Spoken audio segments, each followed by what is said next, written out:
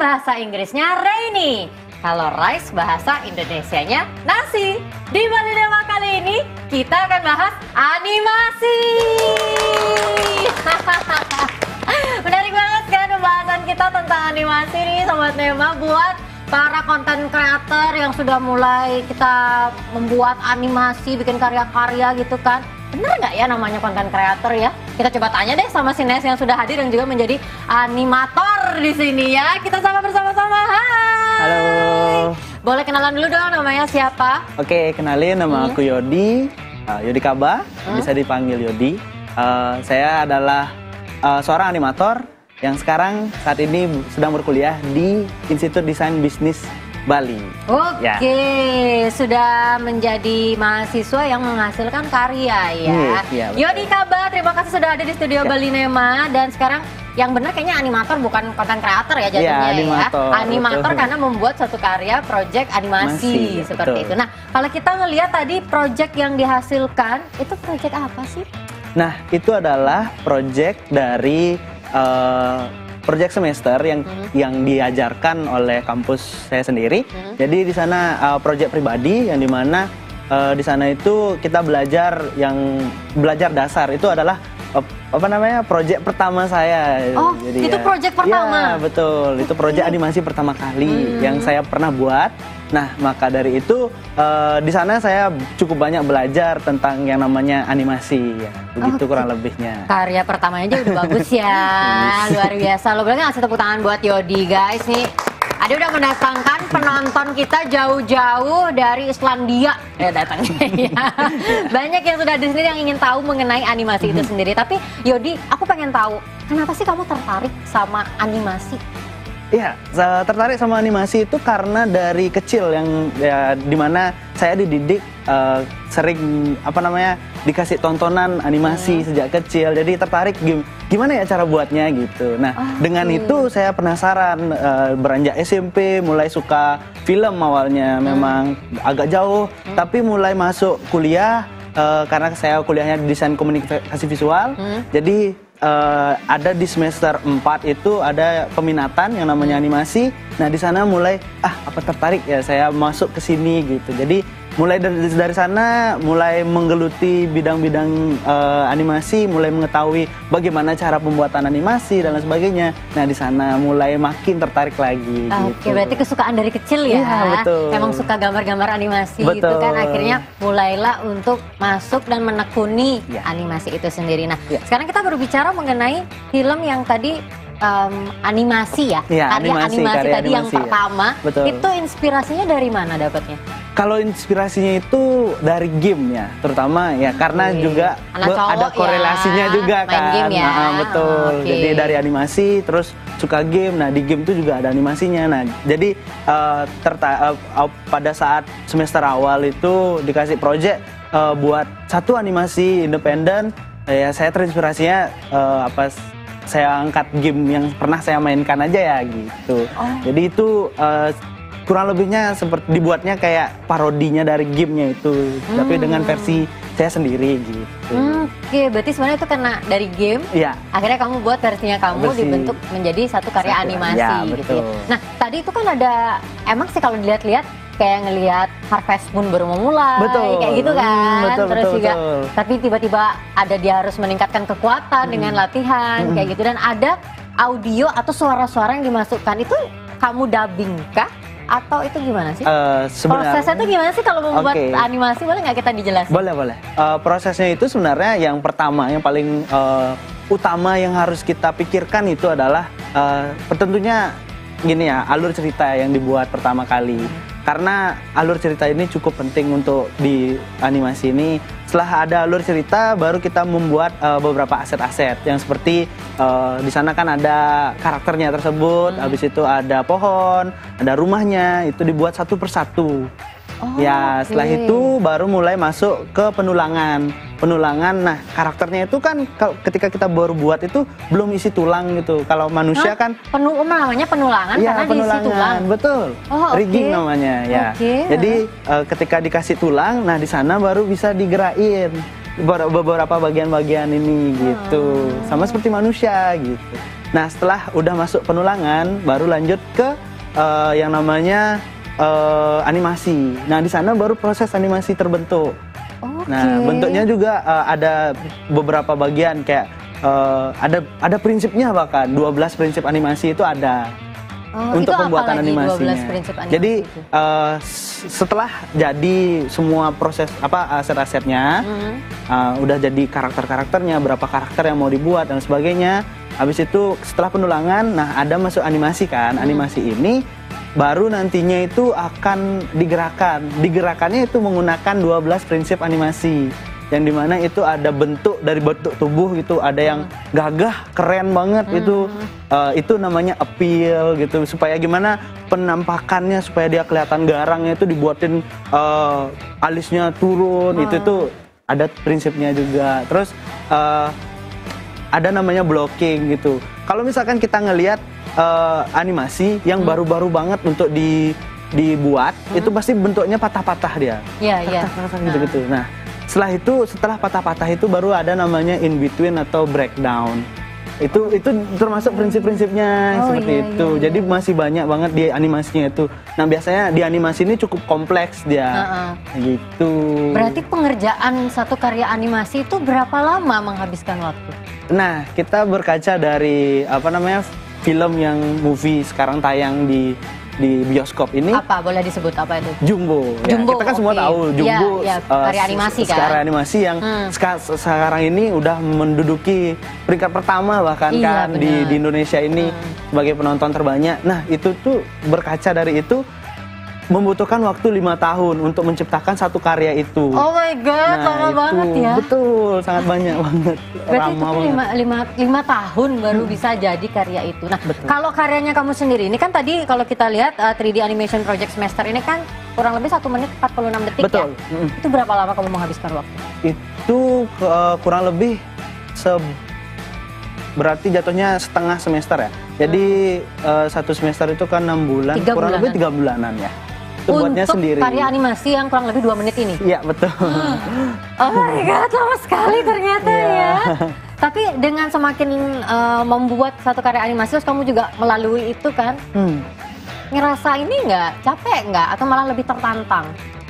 Ya karena kita mungkin seneng ya di bidangnya ya, jadi kerasanya itu kayak nyaman aja, terus kayak malah berpikir kayak masih bisa deh lebih bagus lagi daripada ini. Jadi makin pengen lagi buat karya yang lebih spektakuler lagi ke depannya gitu. Oke, nah tadi kalau dilihat lagi juga berarti kan awal dari membuat itu sebenarnya ada bagian-bagian atau step by step yang memang harus dilalui ya. Iya, betul. Dari tadi yang dibilang ada alur cerita dulu gitu kan. Kalau alur cerita dari mana kamu dapatnya untuk animasi yang pertama ini?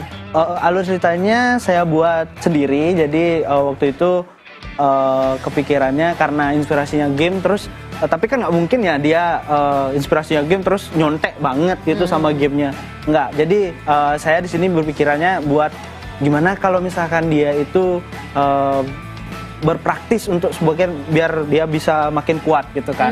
Nah jadi saya berpikir buatnya itu dari sana dulu. Jadi berpikir gimana ya apa yang dia lakukan ketika dia baru belajar baru belajar mukul, mungkin saya buatnya belum belajar. Nah, kenapa saya tambah dance di akhirnya itu sebenarnya untuk intermezzo aja sih. Jadi kayak biar nggak terlalu fokus, nggak terlalu serius aja. Gitu jadi kayak latihan, habis itu baru dance dah gitu. Berarti itu kayak tambahan pemanis gitu ya, berarti ditambahkan ya. Oke.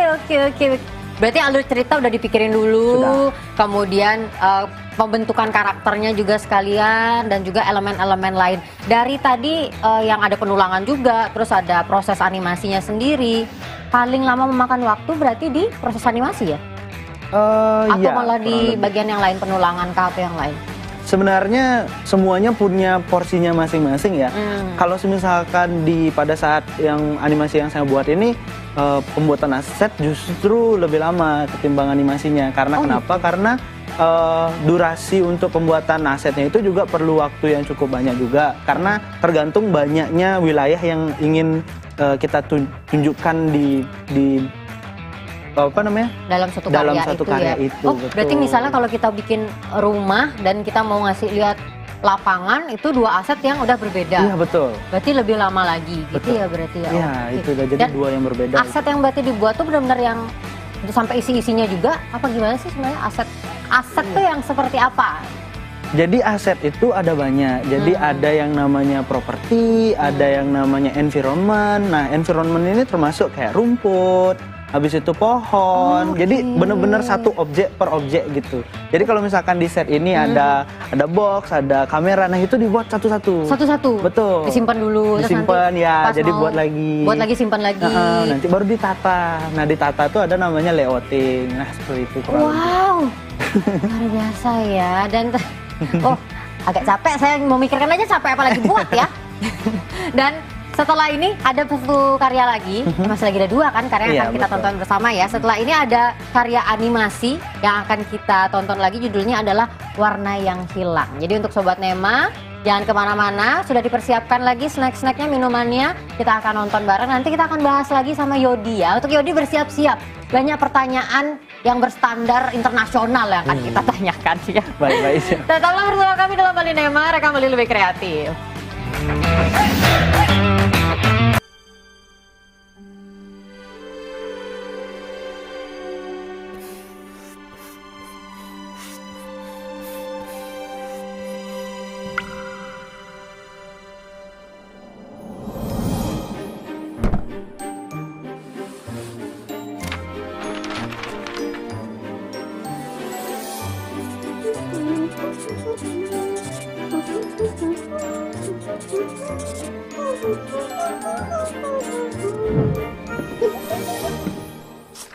Coba lihat. Ya sana nanti aja. Oke.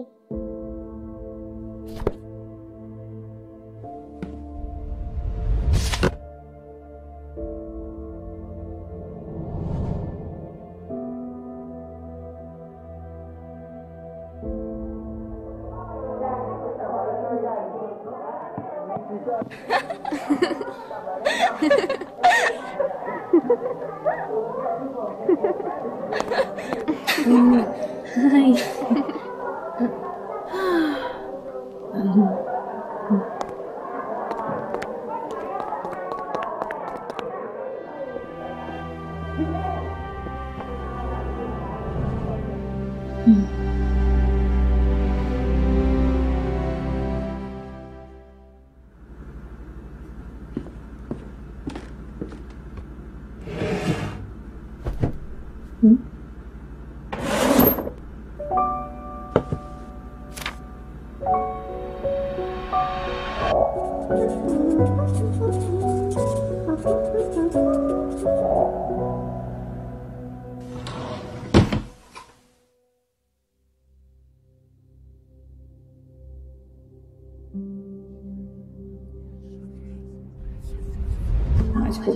cukup baik, Lek. Doh, apa aku hidup lirih.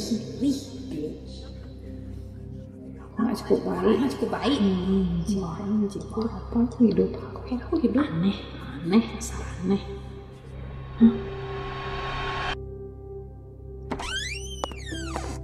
Kan dulu.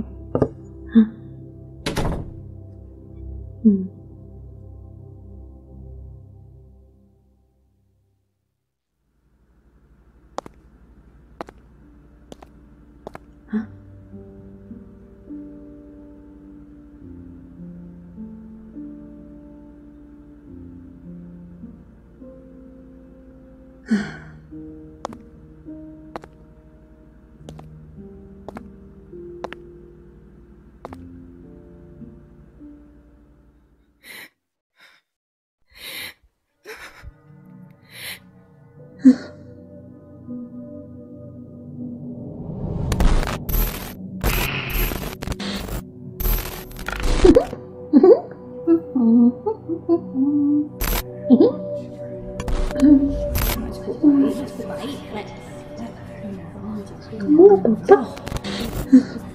Aku hidup.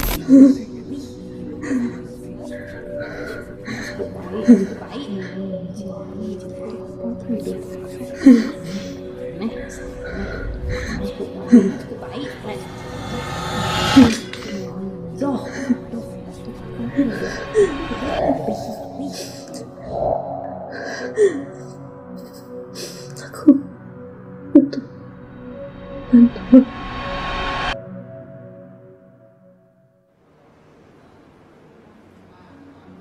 Atas nama aku, ruang psikiaternya belok kiri nomor 2 ya.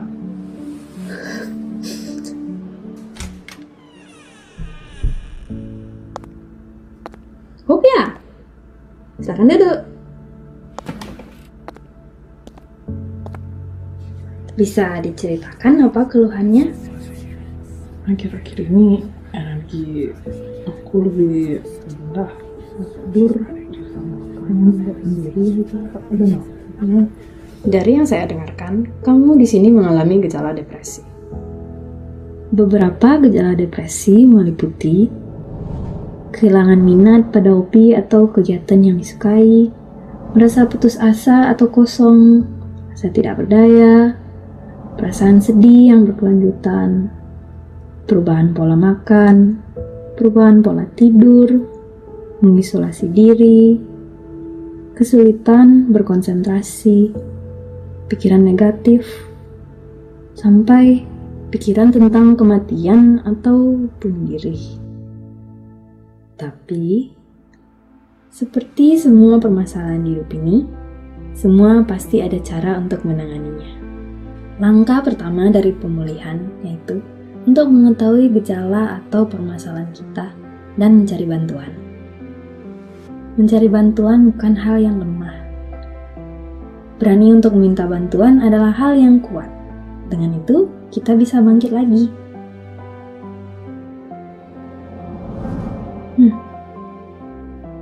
Ada beberapa langkah menuju pemulihan. Langkah-langkah tersebut adalah mengubah pola hidup dengan cara journaling, merayakan tiap kemenangan kecil, berolahraga, menghabiskan waktu di luar, menulis hal yang kamu syukuri, dan membuat rutinitas. Hal-hal lain yang dapat membantu dengan pemulihan depresi dengan bantuan profesional adalah obat-obat antidepresan dan melakukan terapi psikologis. Beberapa tempat untuk mencari bantuan psikologis adalah rumah sakit atau puskesmas, layanan konseling online, kampus, sekolah, bimbingan konseling, atau psikolog sekolah. Cara mencari bantuan psikologis yaitu: pertama, kenali gejala diri sendiri. Lalu, memilih jenis bantuan baik itu psikolog atau psikiater. Setelah itu, hubungi atau buat janji, bisa melalui web, aplikasi, atau kontak dokter yang tertera. Dan juga tentukan jenis sesinya, mau online atau offline. Dan pasti, perbanyak komunikasi, mau itu dengan orang tua, atau teman, atau siapa saja. Dan ingat, perubahan membutuhkan waktu. Jangan menyerah, karena perubahan tidak datang dari kekuatan besar, tetapi dari keberanian kecil yang kamu ambil setiap hari.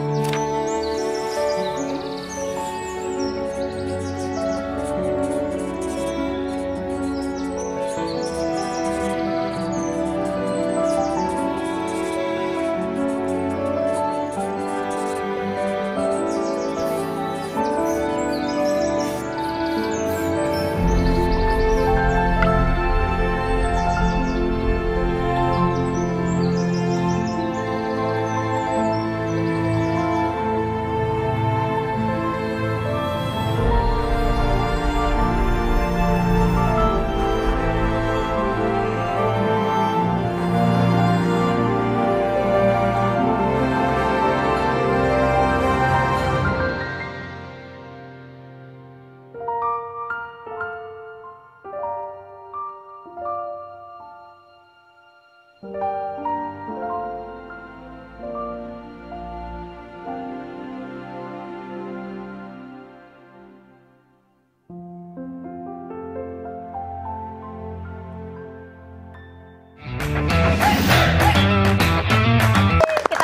bareng karya animasi yang judulnya adalah Warna yang Hilang. Aduh, apalagi yang hilang ya? Warna aja udah bisa hilang kan? Oh, apalagi pacar. Salah ya. Aduh, maaf jadi curhat Sobat Nema. Tapi kita masih ngobrol sama Yodi Kaba. Ini masih berhubungan dengan animasi. Congratulations, sudah beberapa karya selesai dengan baik. Dan kita udah saksikan 2 karya, nanti masih ada 1 karya lagi ya. Kita akan tonton bareng. Yodi, ini kan Warna yang Hilang, sebelum kita masuk ke bagaimana pendekatannya.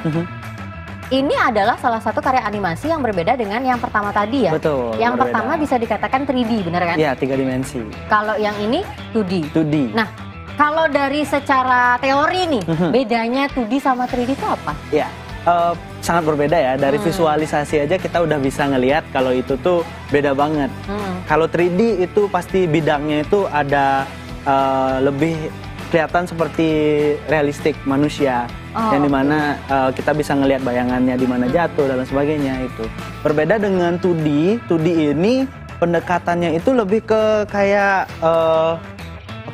visual yang datar. Ya, karena kan 2D itu bidangnya biasanya datar, yang dimana kita itu biasanya art yang seperti karya seni, lukisan itu kan juga 2D dan sebagainya itu 2D. Jadi jatuhnya sangat jauh bedanya, dan juga cara pembuatannya itu punya beda. Ya, 3D itu sendiri, 3D yang seperti tadi kita udah sampaikan. Nah, untuk 2D ini itu tuh biasanya ada banyak treatmentnya. Biasanya 2D itu ada yang frame by frame. Frame by frame itu satu frame-nya itu biasanya digambar biasanya. Kalau kita bisa lihat kayak kartun itu biasanya digambar satu persatu, gerak satu, habis gambar kepala satu, nextnya lagi gambar kepala, nextnya gitu terus sampai Oh, berarti setiap perubahan itu digambar kayak gitu ya? Itu. Setelah itu ada juga yang kalau yang saya buat ini itu lebih ke motion graphic namanya. Motion graphic ini udah lebih dari yang frame by frame itu. Bukan lebih sih, jadinya lebih dipermudah lah jatuhnya. Karena kita itu nggak perlu buat lagi gambarnya satu persatu gitu. Karena ini menggunakan aplikasi yang memang mensupport kita buat satu aset dan kita bisa sama treatmentnya seperti 3D yang kita kasih tulang, setelah itu kita gerakan. Nah, itu bedanya motion graphic sama animasi tradisional yang kita bilang frame by frame gitu. Oke, berarti ada teknik-tekniknya lagi kalau untuk 2D ya. Nah, kalau tadi pendekatannya 3D atau step by stepnya kan tadi udah dijelasin sama Yodi. Kalau yang 2D seperti apa berarti dia awalnya? Kalau yang 2D kurang lebih itu mirip-mirip, cuma tetap cari alur cerita dulu, tetap ada kan? Betul, tetap ada. Alur cerita, baru masuk ke storyboarding. Setelah storyboarding baru mulai yang namanya itu sketsa. Sketsa awal, habis itu setelah di sketch baru ada yang namanya line art. Jadi ketika sketch itu kan masih messy gitu, masih kotor kurang rapi gitu. Nah, line art ini proses ngerapiin.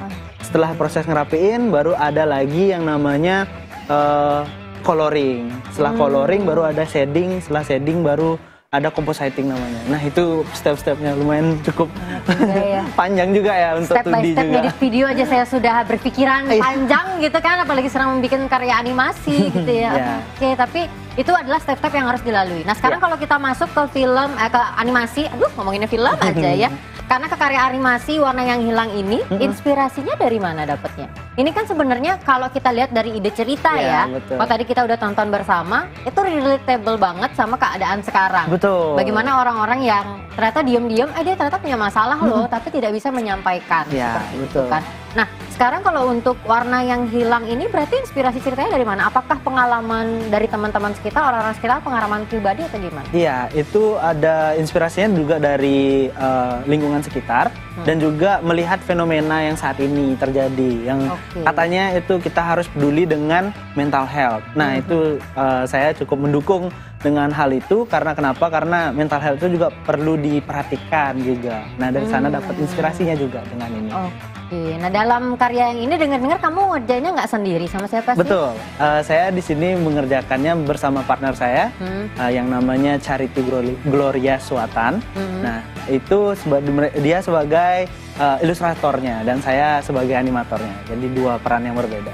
Bedanya apa sih? Nah, ilustrator itu yang buat gambar-gambarnya itu. Nah, kalau misalkan kalian tonton yang gambarnya yang lucu-lucu dan sebagainya itu dia yang gambar gitu. Sedangkan yang untuk menggerakkannya supaya hidup suasananya dan sebagainya, ada cahaya dari belakangnya, hoop itu. Jadi dari karakternya itu supaya hidup, supaya ada animasinya itu saya yang mengerjakan. Gitu. Oke, berarti kurang lebih kayak gambaran awalnya adalah ilustrasinya itu semua dari partner. Siapa namanya, sorry? Charity Gloria Suatan. Oke, dari Charity gitu ya. Terus sisanya untuk menggerakkan biar terlihat lebih hidup itu adalah animator yang punya pekerjaan gitu ya. Oke.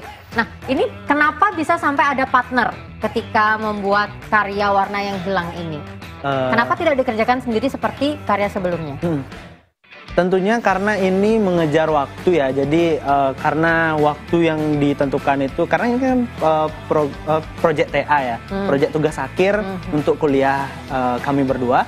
Jadi kurang lebih kita harus bekerja sama untuk mencapai hasil yang bagus dan waktu yang cepat. Nah, jadi nggak bisa dikerjakan sendiri, kalau misalkan bisa pun membutuhkan waktu yang cukup lama. Nah, maka dari itu kita harus membagi tugas nih. Jadi yang satunya ada yang untuk menggambar, saya yang menganimasikannya gitu. Jadi perlunya kerjasama itu penting banget. Tapi pembagiannya apakah mudah atau bagaimana? Apa harus diselesaikan dulu nih ilustrasinya baru ke animator, atau sebenarnya udah selesai beberapa asetnya di ilustrasinya bisa langsung dikerjakan ke animasi? Iya, kurang lebih bisa paralel gitu ya. Jadi satu selesai kita langsung lanjut ke animasi. Jadi biar nggak saling tunggu gitu loh. Jadi satunya selesai baru kita kerjain. Biar nggak kayak gitu. Jadi paralel aja kerjanya. Selesai satu shot, lanjut, selesai satu shot langsung animasiin kayak gitu kurang lebih. Oke. Kalau untuk film ini Bang berapa lama waktu yang dibutuhkan? Kurang lebih 2 bulan ya. 2 bulan. Itu pun udah berdua karena durasinya juga 8 menit. 2 bulan. Lumayan juga ya? Lumayan. Lumayan juga ya? Oke. Nah, dari animasi yang dibuat ini, apa sih yang ingin disampaikan kepada penontonnya? Audiens ya. Tentunya tentang pedulinya, tentang diri sendiri, yang dimana mental health itu cukup penting ya. Dan terutama di sini yang kita bahas adalah tentang depresi ya.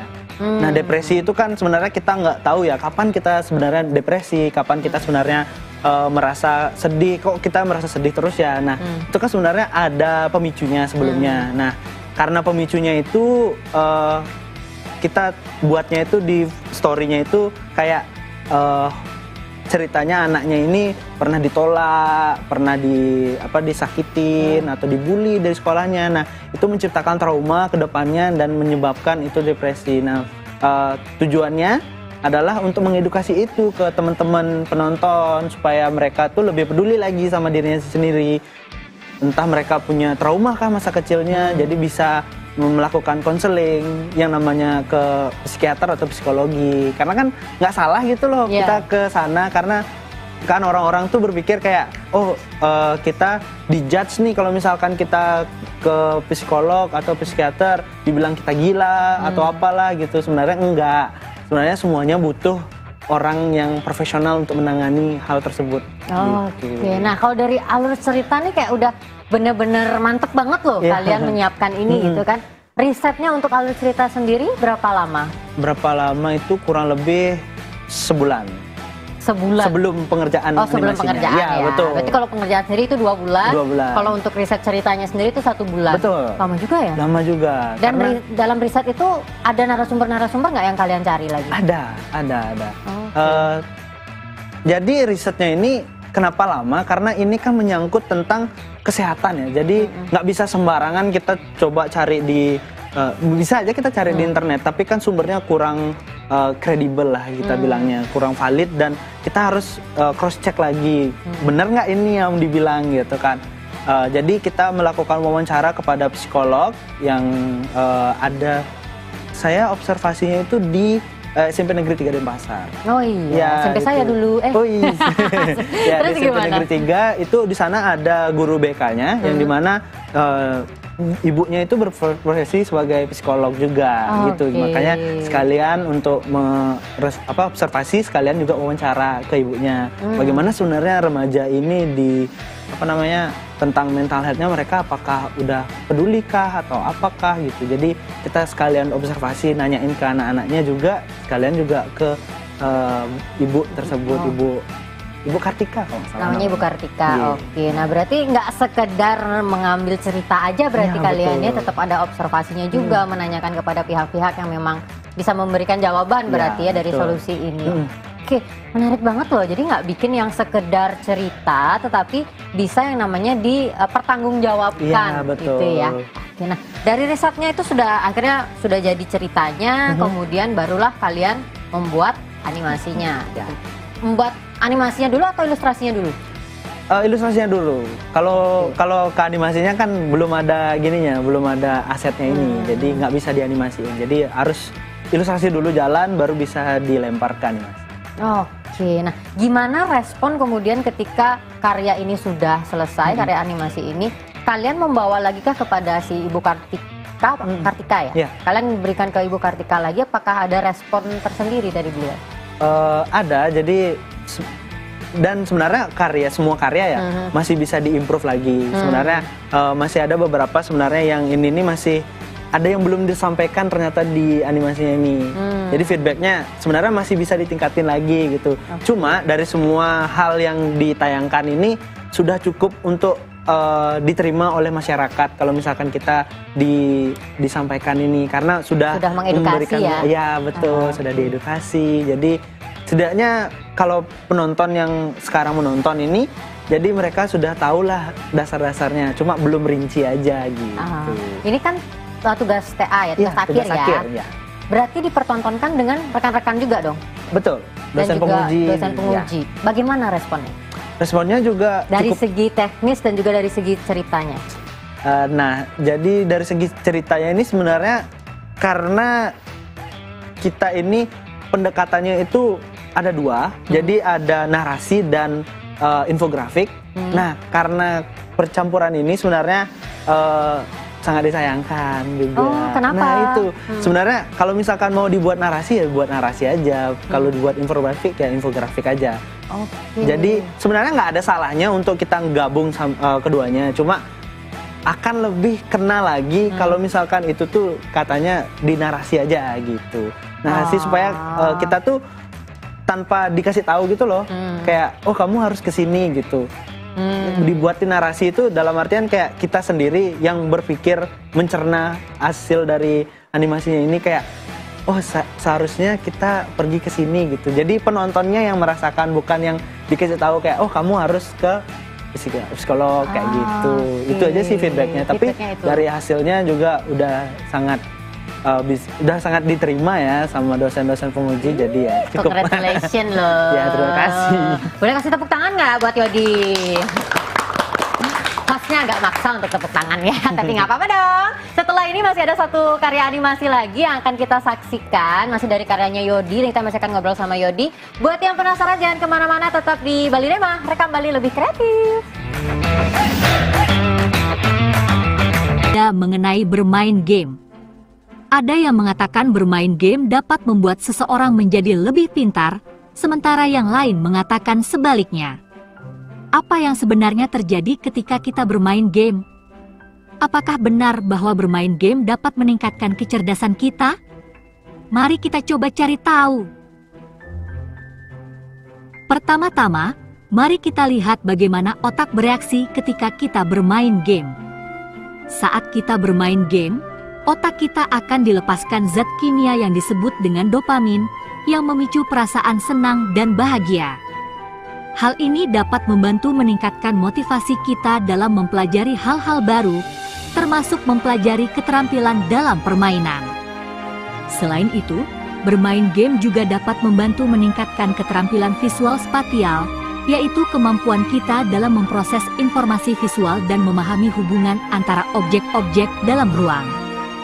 Dalam banyak permainan, Pemain harus memperhatikan objek dan kejadian yang terjadi di sekitarnya, dan harus memutuskan tindakan yang tepat dalam waktu yang singkat. Ini dapat membantu meningkatkan kecepatan reaksi dan kemampuan pemrosesan visual spatial kita. Namun, kita juga perlu memperhatikan sisi negatif dari bermain game. Bermain game dalam waktu yang lama dapat menyebabkan kecanduan dan kurangnya interaksi sosial yang dapat memengaruhi kesehatan mental dan emosional kita. Jadi, apakah bermain game dapat membuat kita menjadi pintar? Jawabannya mungkin iya dan tidak. Bermain game dapat membantu meningkatkan keterampilan tertentu dan meningkatkan motivasi kita dalam belajar, namun kita juga harus memperhatikan sisi negatifnya. Bagaimana menurut kalian? Apakah kalian merasa bermain game telah membuat kalian lebih pintar? Ataukah sebaliknya? Beritahu kami di kolom komentar.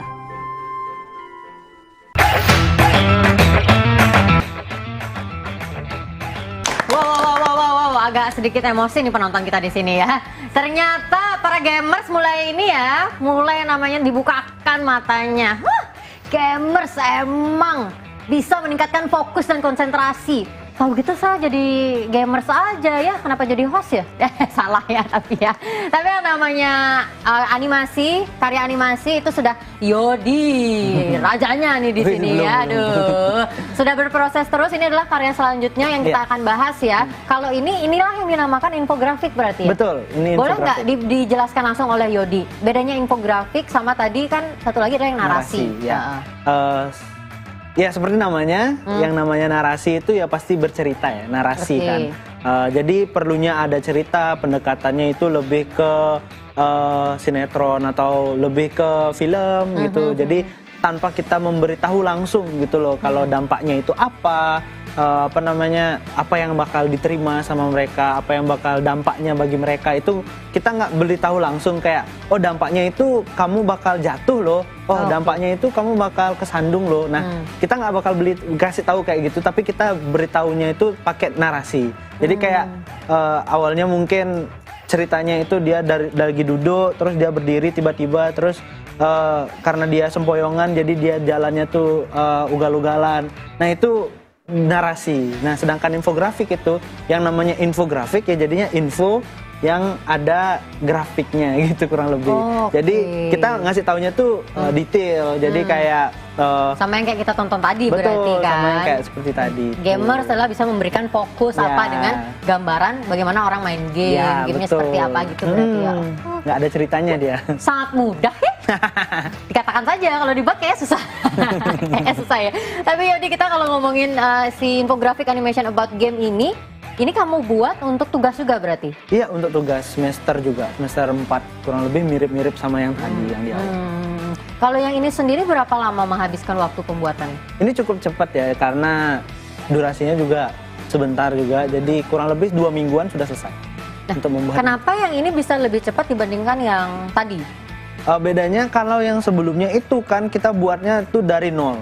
Nah, sedangkan yang ini kita sebenarnya itu ngambil dari download dari source internet yang dimana kita udah melihat izinnya juga. Jadi ya kita lihat itu, setelah itu kita download, jadi lebih cepat jadinya karena asetnya sudah ada.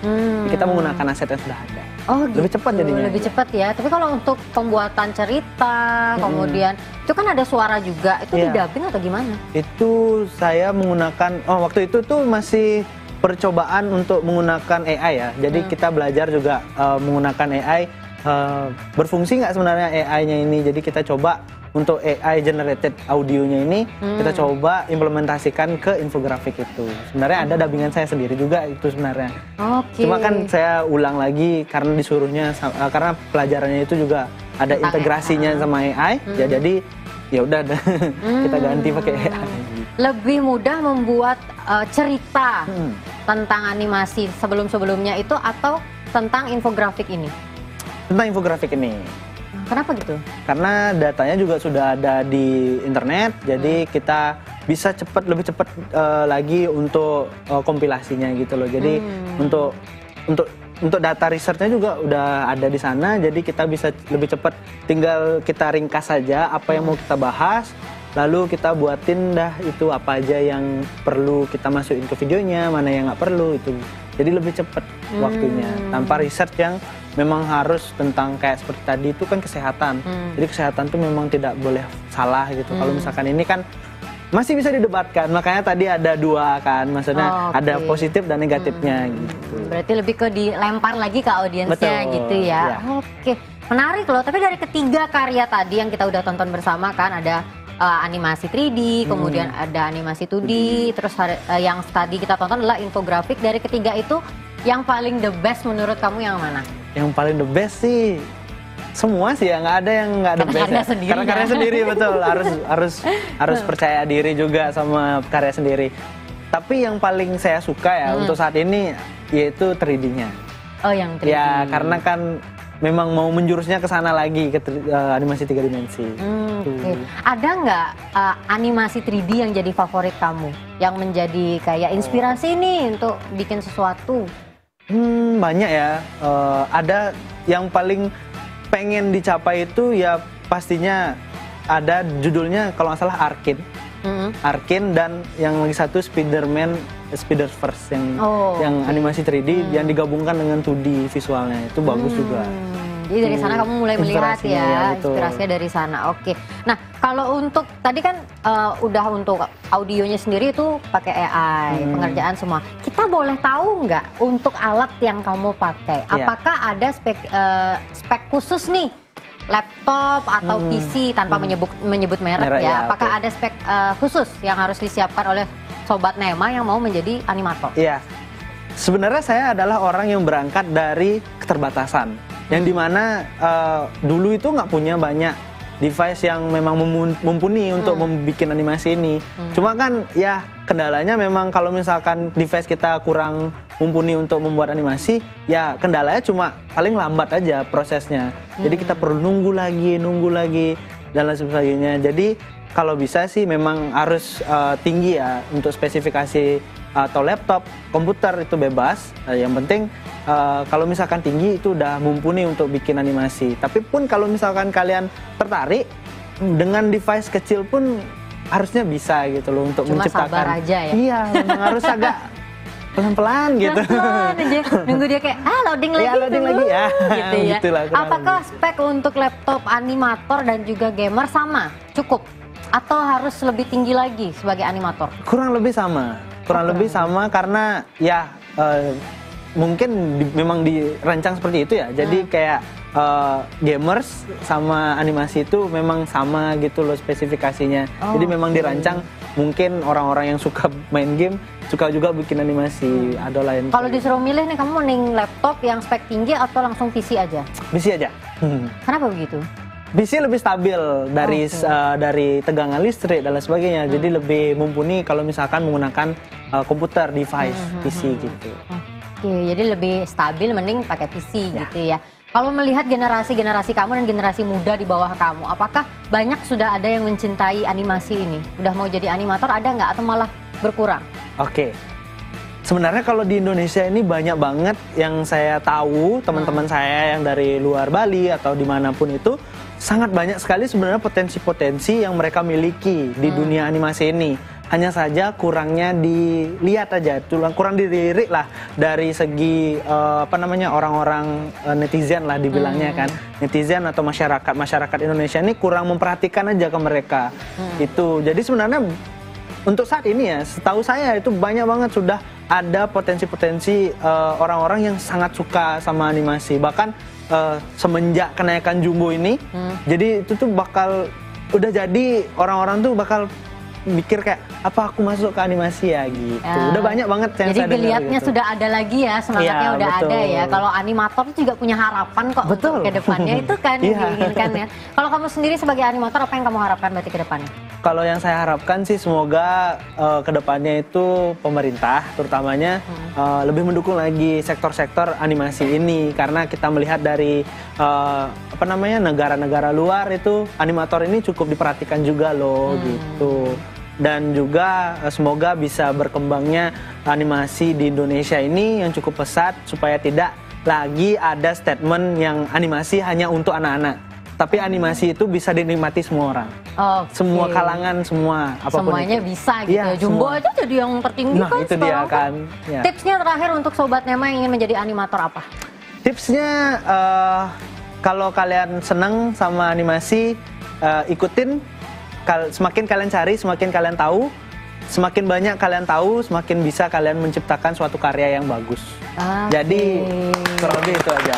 Luar biasa Yodi, penutup yang sangat indah, dan semoga ini juga menjadi inspirasi untuk Sobat Nema sebagai seorang animator. Yuk mulai dari sekarang liatin dulu aja, coba-coba dulu aja, jangan terpaku sama alat yang terbatas karena kalian bisa kok, ya kan Yodi bisa. Tapi semakin berkembangnya waktu, punya biaya juga ya, mulailah untuk dinaikkan ya. Oke, semoga karya selanjutnya bisa tayang di sini Yodi. Dan Sobat Nema juga semoga karya-karyanya juga bisa tayang di sini. Buat yang ingin tampil di sini nih, ada di Bali Nema, yuk langsung ke Instagram kita @tvri Bali. Ada Yulia pamit dulu ya. Terima kasih sudah menyaksikan Bali Nema. Sampai jumpa di episode selanjutnya. Bye-bye. Bajunya udah animator banget nih.